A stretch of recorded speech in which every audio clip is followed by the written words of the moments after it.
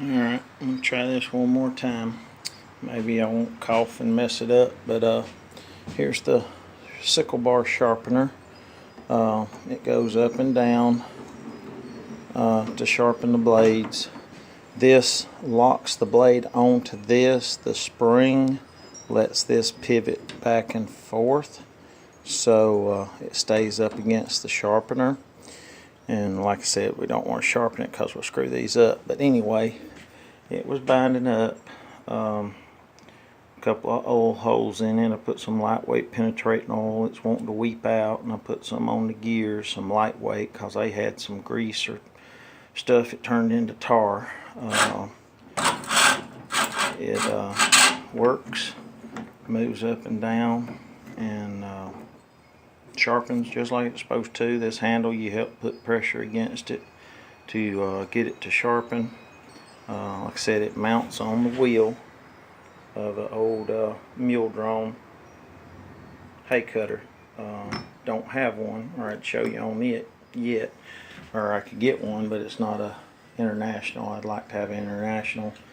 I don't know what the Alice Chambers ones look like, but I've got access to one I'm thinking about buying, but it's missing a few parts, and I know some of the parts are interchangeable. But anyway, I got a few things on my porch I figured I would show. One of my co-workers liked it and wanted me to tell a little bit about it. So old butter churn there was my grandmother's, and pickling jar there, and this one was my great grandmother's, or great aunt's rather.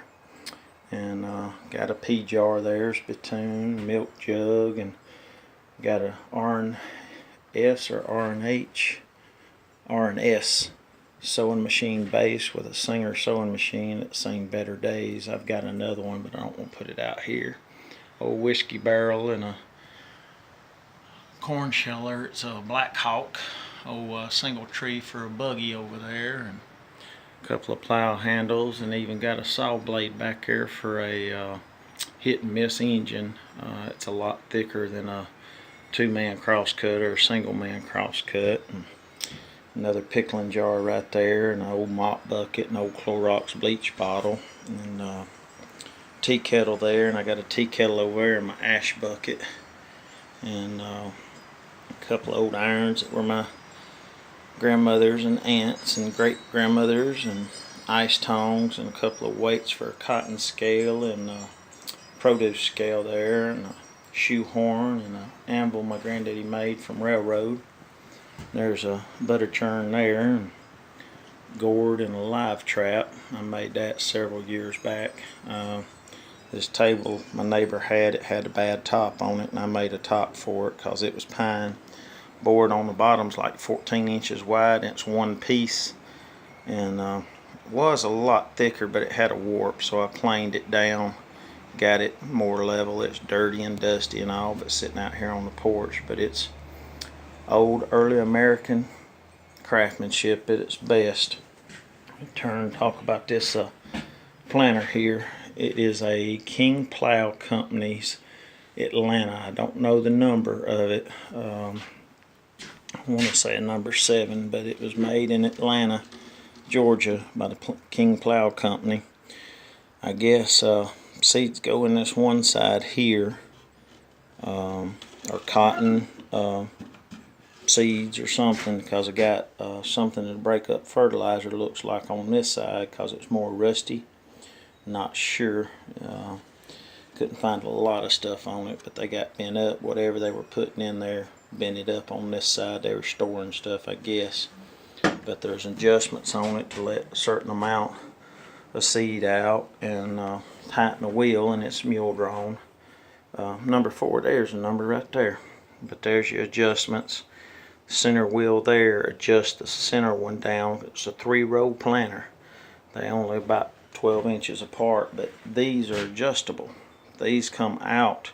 They come out another 4 or 5 inches on each side, and the center one's non-adjustable. Whole boot scrape there. But that leg goes down once you get it in your row, and I don't know I hadn't seen the cultivator. He had an old plow that was a weird plow too. I hadn't seen the way it was made. I should have got it, but I didn't.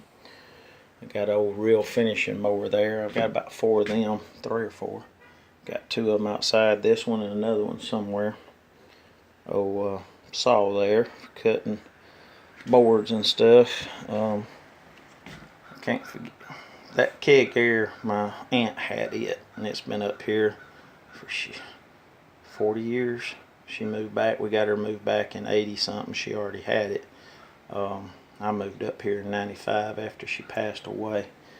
My grandmother had that bucket. She bought it somewhere because she liked it. It was a handmade bucket. It probably won't hold water. Cobbler probably didn't make it, but this is some old family stuff that I've had and like. Some people call them antiques, but I use a lot of this stuff. When my boy was younger, I'd go buy corn to feed squirrels because it was on the cob around here. Didn't know any farmers that had it, and I didn't have any grown, so buy it and I'd let him shell it, and go to tractor shows and stuff around, and he liked it and enjoyed it, so we'd let him shell it and go into shows and stuff. He learned what's how the old way was in farming life. And I got some other stuff out here, a couple of plows. I don't know how well you see it, the sun will be on my back, but that was an old furniture store that we cleaned out. And there's one of my plows there,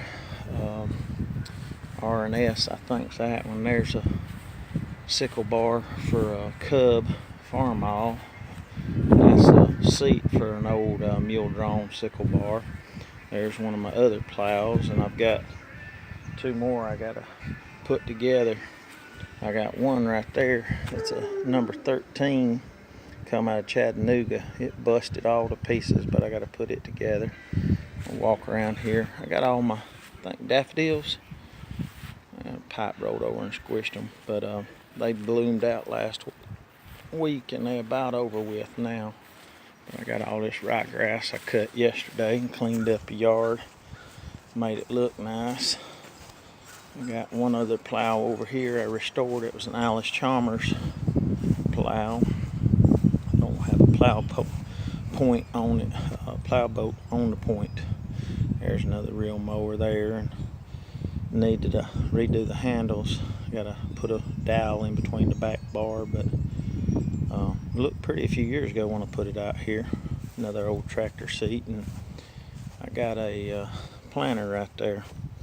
Don't have the top half to it, and I need to put some handles on it, but I gotta find some stuff out about it before I can restore it. Can't restore it if I can't find out about it. But anyway, that's some of the junk sitting around my yard. People call it yard art or antique stuff, but I use that real mower on the porch, cut this yard every once in a while in the spring instead of getting the riding mower out. But old tater fork right there. Some people don't know the difference between a tater fork and a